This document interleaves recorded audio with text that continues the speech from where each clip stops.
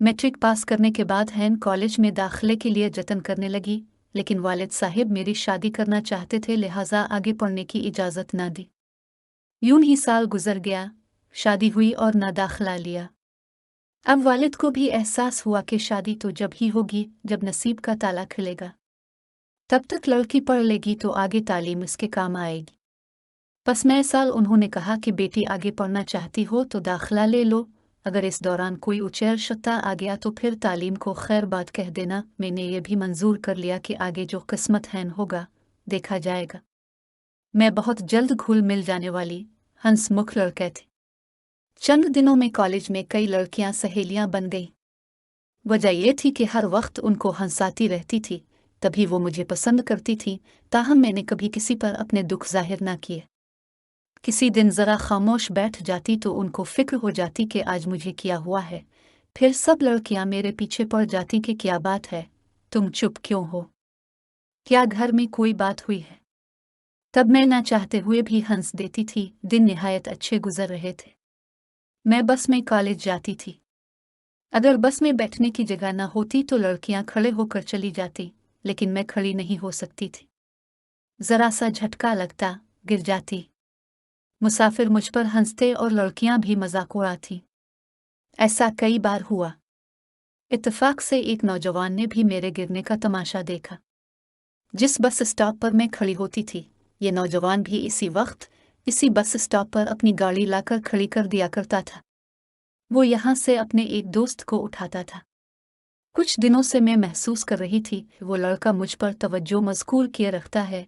वो एक खूबरू, खुश लिबास और खुशहाल शख्स था।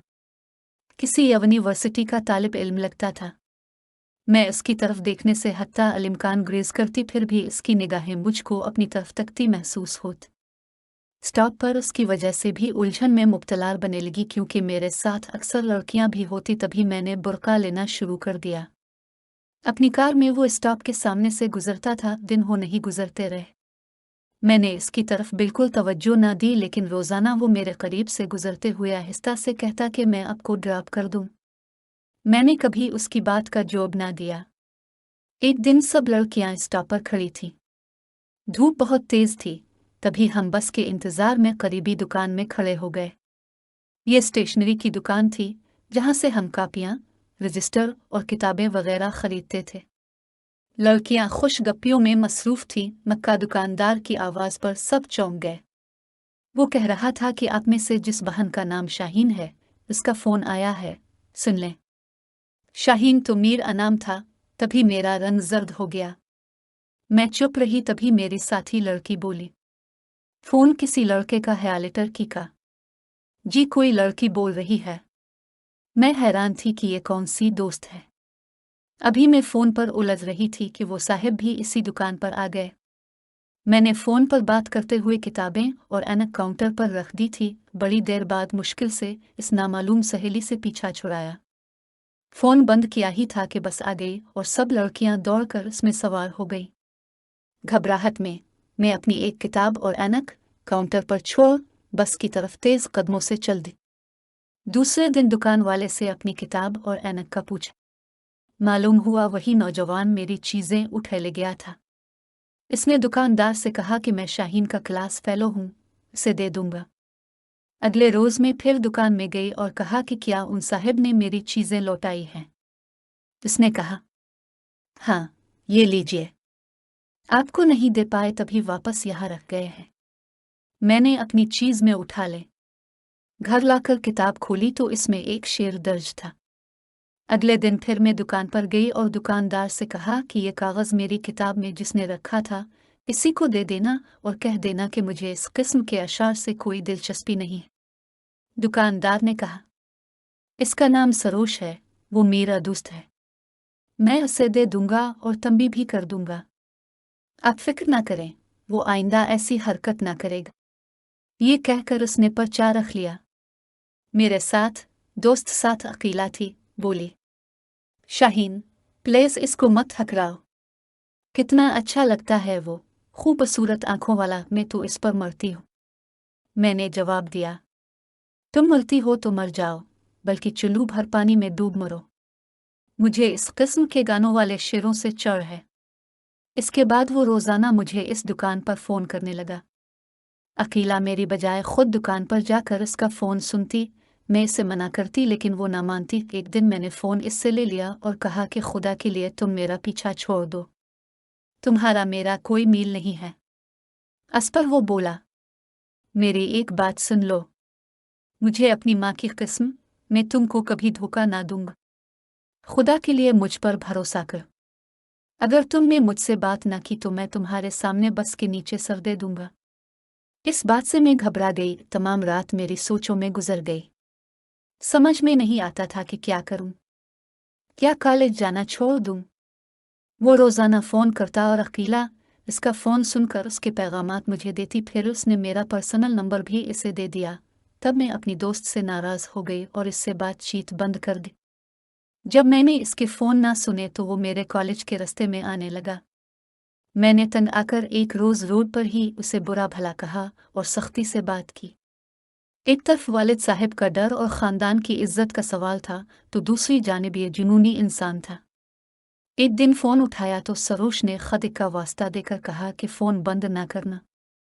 पहले मैं सख्ती से जवाब देती थी, इस रोज़ मिन्नत भरे लहजे में बोली, देखो सरोश, तुम जो भी हो, मेरा पीछा छोड़ दो, मुझे तंग ना करो। मेरी बहुत मजबूरियां हैं। बड़ी मुश्किल से पढ़ाई के लिए इजाज़त मिली है। वालिद साहब को इल्म हो गया तो वो दूसरी कोई बात न करेंगे, बस मुझे कॉलेज से हटा देंगे और मेरा बड़ा नुकसान हो जाएगा। मैं एक बुर्का नशीन लड़की हूँ, इससे मेरे घर वालों के माहौल और मिजाज का अंदाज़ा कर लो। तुम किसी और लड़की से दोस्ती कर लो मगर मुझे तंग मत करो। तुम्हें अपनी उम्मी का वास्ता, बात को यहीं ख़त्म कर दो। उसने कहा, मैं तुमको हासिल करना चाहता हूँ। मुझे ही क्यों? और भी तो इतनी लड़कियां मेरे साथ होती हैं। तुम बुर्का लेती हो, बाहिया हो, इसलिए थी मुझे बदनाम करने का सामान कर रहे हो। मैं तुमको हासिल होने वाली नहीं। उम्मीद पर दुनिया कायम है, इंसान कोशिश तो करता है। मैंने फ़ोन बंद कर दिया। ये मेरी इसके साथ पहली तफसीली बातचीत थी। अगले रोज़ कॉलेज के लिए निकली तो दिल बुरी तरह धड़क रहा था और हाथ पांव ठंडे हो रहे थे। पिचतार ही थी कि खामखा ही इस सदी शख्स से बात की। सोचा कि आज अपने स्टॉप के बजाय अगले स्टॉप पर खड़ी हो जाती हूँ और वहां से बस ले लेती हूँ। मैं अगले स्टॉप की तरफ चलने लगी। थोड़ी ही दौड़ चली थी कि हिम्मत जवाब देने लगी, तभी अकीला आती दिखाई दी। हालांकि हमारी बातचीत बंद थी, लेकिन इसे देखकर फिर भी हौसला हुआ। सोचा वापस इसी के साथ अपने वाले बस स्टॉप पर पलट जाती हूँ। अगला स्टॉप तो काफी दूर है। इससे पहले कि मैं बात करती, वो खुद मेरी तरफ आ गई। कहने लगी, आज इधर किधर जा रही हो? मैं चुप थी, कोई बात बन ना पा रही थी। कॉलेज की बस के पीछे दौड़ी मगर वो निकल गई।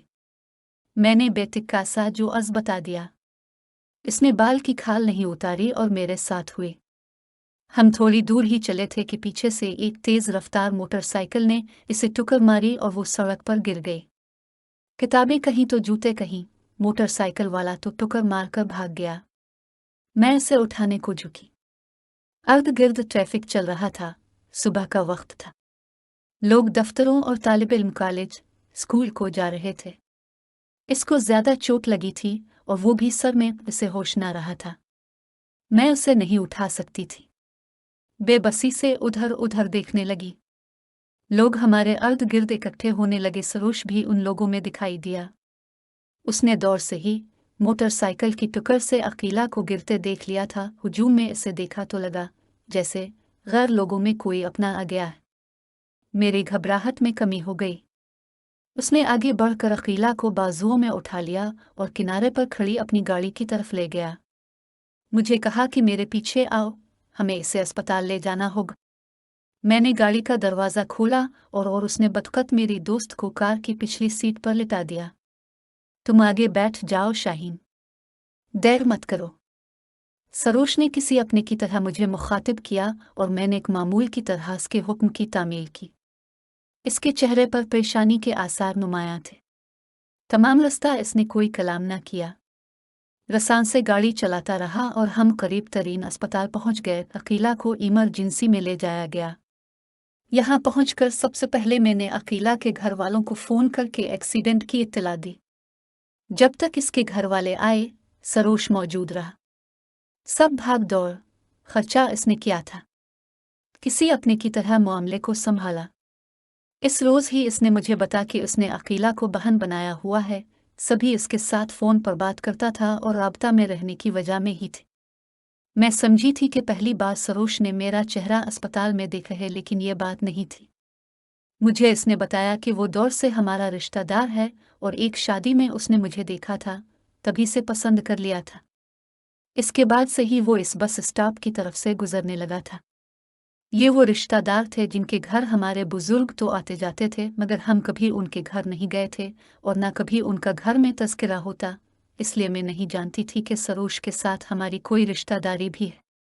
मैं तो इसको एक ऐसे आवारा मिजाज नौजवान के रूप में देख रही थी जो बस स्टॉप पर लड़कियों से छेड़खानी के चक्रों में रहते हैं। जब अकीला के वालिदैन आ गए तो इसने जाने की इजाज़त ली। मुझे भी जाना था। कब तक अस्पताल में ठहरती, लेकिन आंटियावर अंकल के सामने मैंने सरोज से कलाम नहीं किया और न ये कहा कि मैंने भी जाना है। जब वो अस्पताल से निकल गया तो 15 मिनट बाद मैंने आंटी से कहा कि मुझे इजाज़त दीजिए, मैं अकील को देखने उम्मी के साथ शाम को आऊंगी। अभी मेरे घर वालों को इल्म नहीं है कि मैं कॉलेज के बजाय अस्पताल में हूँ। आंटी बोले, बेटी तुम अकेली घर चली जाओगी या तुम्हारे अंकल तुमको छोड़ने जाएं? अंकल का इस वक्त यहाँ मौजूद रहना ज़रूरी है। मैं चली जाऊंगी, रिक्शा ले लूंगी, अब फिक्र ना करें। मैं घर पहुंचकर फ़ोन कर दूंगी। वो भी बहुत परेशान थी। अभी अकीला को होश नहीं आया था। सड़क पर उसका सर जोर से हिट हुआ था, सो वो अभी तक बेहोश थी। उन्होंने मुझे अकेले जाने की इजाज़त दे दी। जब मैं अस्पताल से निकली तो बाहर सरोज को मुंतज़िर पाया। उसने कहा, बुरा ना मानो तो तुम्हारे घर आ कॉलेज, जहाँ कहो ड्रॉप कर देता हूँ। मैंने ज़रा देर सोचा। कॉलेज का वक्त तो निकल गया था, लिहाजा अल्लाह पर भरोसा करके इस पर भी भरोसा कर लिया और उसकी गाड़ी में बैठ गई। मुझे घर के पास ड्रॉप कर दे, मैंने कहा। शुक्रिया मेरी इज्जत अफजाई का, वो बोला और गाड़ी चला दी। पहली बार किसी अजनबी के साथ अकेली गाड़ी में बैठी थी। इसकी तो मुराद बर आई थी, लेकिन मेरा दिल बुरी तरह कांप रहा था। कुछ गर्मी और कुछ खौफ से पसीने में नहा गई थी। निकाब मुंह पर पड़ा था। बड़ी मुश्किल से मैंने थूक निगलते हुए सवाल किया, आप कधर से जा रहे हैं? हम पेशावर से जा रहे हैं, इसने जवाब दिया और हंस पड़ा। फिर बोला, खातिर जमा रखो, क्यों डर रही हो? मैं तुमको भगा कर नहीं ले जाऊंगा, तुम्हारे घर पर ड्रॉप कर दूंगा। रस्ते में 2-4 मुख्तसर बातें हुई। उसने मुझे अपनी रिश्तेदारी के बारे में समझाया कि उसके दादा और मेरे दादा आपस में कज़िन होते थे और जब हम छोटे थे तो उनका एक दूसरे से मिलना और आना जाना होता था। शादी ब्याह खुशी गमी में शरीक होते थे, मगर तीसरी नस्ल के आते आते ये मील जौल बाकी नहीं रहा है। अकीला को ठीक होने में 1.5 माह लग गया। 2 माह बाद इसने दोबारा बाकायदगी से कॉलेज आना जाना शुरू कर दिया। इसकी गैर मौजूदगी का यह अरसा मैंने बड़ी मुश्किल से काटा। कॉलेज में दिल ही ना लगता था। इस अरसे में 3 बार मैं उम्मी के साथ इसके घर इयादत को गई। इसका घर हमारे घर से अगले महल्ले में था। इस वाकया के बाद से जब मैं अकेली कॉलेज जाती थी तो चंद बार सरोज बस स्टॉप पर आया और मुझसे गाड़ी से उतरकर बात की कहा कि मैं तुमको कॉलेज छोड़ देता हूँ, मगर मैंने इनकार कर दिया कि मैं रोज़ तो तुम्हारी गाड़ी में बैठकर नहीं जा सकती। इसके बावजूद वो रोज़ कॉलेज के वक्त पर गाड़ी बस स्टॉप के नज़दीक खड़ी रखता था, मगर मैं बस पर ही कॉलेज जाती रही। जब वो खाई देता तो हया से मेरी बुरी हालत हो जाती। जब अकीला ठीक होकर कॉलेज आने लगी तब इसके तवस्सुत से आहिस्ता आहिस्ता हिजाब के पर्दे मीर करने लगे। वो मुझे ज़बरदस्ती खींचकर उसकी गाड़ी में ले जाने लगी। मेरी तरफ से भी मुज़ाहमत में कमी आ गई थी। वही हुआ जो इस उम्र में अक्सर होता है। मैं और अकीला कॉलेज के बाद सरोज के साथ बीती दोपहरों में पार्कों में, जब वहाँ कोई ना होता, जाकर बैठ जाते। अकेले सरोज से ज़्यादा और मैं कम बात करती। मेरे दिल में भी सरोज के लिए पसंदीदगी के जज्बात ने जन्म ले लिया था। वो कहता कि कभी तुम अकेले में मेरे साथ सिर को चुलूं, लेकिन मैंने उसकी ये बात कभी ना मानी। उसने वदा किया कि तालीम मुकम्मल होने के बाद वो अपने वालिदैन को मेरे वालिदैन के पास रिश्ते के लिए लेकर आएगा। इस तरह इसने मेरे दिल में उम्मीद की जोत जला दी थी। मुझे अच्छी तरह याद है जब मैंने इसे गर्मियों की छुट्टियों की खबर सुनाई थी तो उसकी आंखें भीग गई थीं। फिर जब मैं इसे आखिरी दिन मिली और बताया कि मैं कल से कॉलेज नहीं जाऊंगी कि गर्मियों की छुट्टियां हो गई हैं, तो इसने कहा कि मेरे कॉलेज तुम्हारे कॉलेज से चंद कदम आगे है। इस बार फाइनल इम्तिहान के बाद मैं कॉलेज छोड़ दूंगा क्योंकि मेरा अल्फ एससी मुकम्मल हो जाएगा। फिर न जाने हम कब और कैसे मिले। आज पहली बार मेरा दिल उसकी जुदाई के तसव्वुर से घट रहा था और फिर हम 2 माह के लिए एक दूसरे से जुदा हो गए। 2 माह 2 साल बनकर गुजरे। जब छुट्टियां खत्म हो गईं तो मैं छुट्टी के वक्त इससे कॉलेज से बाहर वाली स्टेशनरी की दुकान पर मिली। इसने वफूर जज्बात से मेरे हाथों को अपने हाथों में ले लिया और कहा कि मैं वालिदैन के पास गांव जा रहा हूँ, ये बताने कि मैंने शादी के लिए जिस लड़की को पसंद किया है वो हमारी रिश्तेदार है। मैं जल्द इनको रिश्ते के लिए तुम्हारे वालिदैन के पास लाऊंगा। वो चला गया। मैं इसकी जुदाई में तड़प तड़प कर रोई, मगर क्या कर सकती थी। अकीला के जरिया इसके खत मिल जाते जिससे दिल को तसल्ली हो जाती। फिर अचानक इसके खत आने बंद हो गए। एक दिन अकीला ने बताया कि सरोश आ रहा है। मैं ये सुनकर खुश हो गई। इसके बाद वो कई बार मिला। वही चाहत थी, लेकिन हम बहुत थोड़े वक्त के लिए मिलते थे। अकीला साथ होती थी, यूं दिल की बातें दिल ही में रह जाती। कभी कभी मुझे इसकी नीयत पर शक होता, फिर खुद को तसल्ली देती कि नहीं, उसने वदा किया है तो ज़रूर निभाएगा। अपने वालिदैन को रिश्ते के लिए लेकर आएगा। कॉलेज के 4 साल पूरे होने को थे। अब मुझे घर बैठ जाना था। ये वक्त मेरे लिए इंतहाई तकलीफ दे था। मुझे मालूम था कि मैं घर बैठ जाऊंगी तो मेरे रिश्ते आने लगेंगे और तब मैं वालिदैन को रोकना सीखूंगी। वो किसी ना किसी को पसंद कर लेंगे और मुझ में इतनी हिम्मत ना थी कि वालिदैन को अपनी पसंद से आगाह कर सकूं, सरोश के बारे में बता सकूं। आखिर वही हुआ। एक रोज़ अम्मी ने कहा कि बेटी, तुम्हारे मामू तुम्हें बहू बनाना चाहते हैं, तुम्हारा क्या ख्याल है? मैंने जवाब दिया कि मैं अभी शादी ना करूंगी। वो बोले, क्यों? क्या वजह है? शादी तो हर लड़की को करना होती है। तुम्हें कोई लड़का पसंद है तो बता दो, मगर ख्याल रहे खानदान से हो। खानदान से बाहर किसी गैर से रिश्ता तुम्हारे वालिद को कबूल ना होगा। अम्मी, अगर कोई रिश्ता मेरी पसंद का हुआ तो वो किसी रिश्तेदार घराने से ही होगा। आप इस बात की फिक्र ना करें।